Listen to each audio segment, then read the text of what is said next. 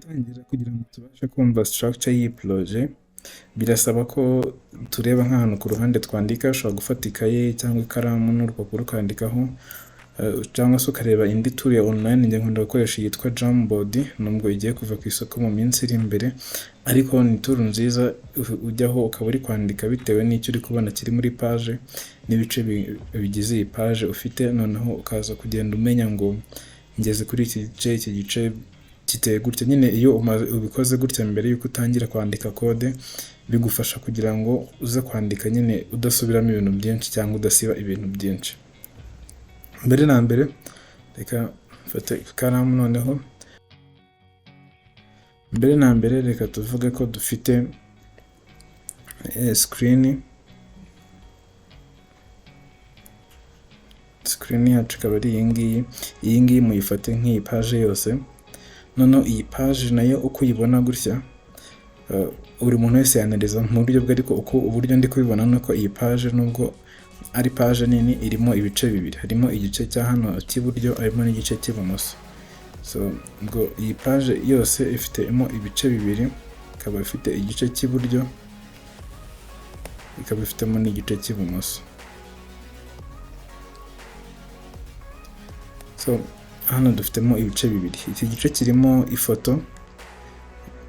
ifoto ya background, noneho hano tukaba dufitemo kandi gace karimo form.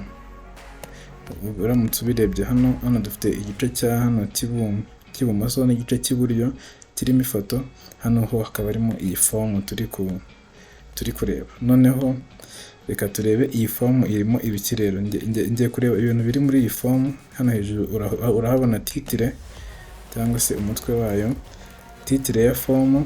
Noneho munsi ya titre tukaba dufite description.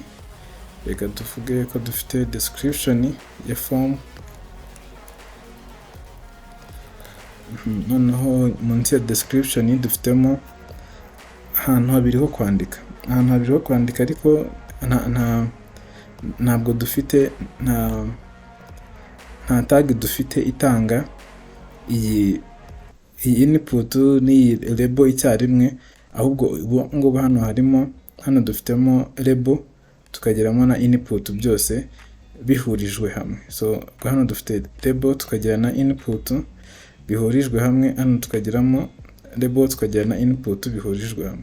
Yenda reka kubijyamo cyane, ndaza kubivugaho. Reka tuvuge ko dufitemo label na input inshuro ebyiri. Dufitemo label na input inshuro ebyiri. So ubwo nibyo dufite hano. Noneho ikindi kintu dufite munsi yaho, dufitemo iyi checkbox, kano kantu ugira gutya na checkbox. Noneho tukaba dufitemo n'iyi link ya forgot password. Umuntu nakanda hano agomba kujya aho ari buri setting password.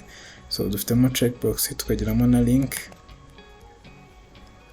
Urabona ko ntabwo ndi gushyiramo content ngo hano handitse ngo forgot password, ndi gushyiraho structure uburyo iteye, ni ibintu biri muri iyo structure kugira ngo bize koroha mu kwandika code za HTML.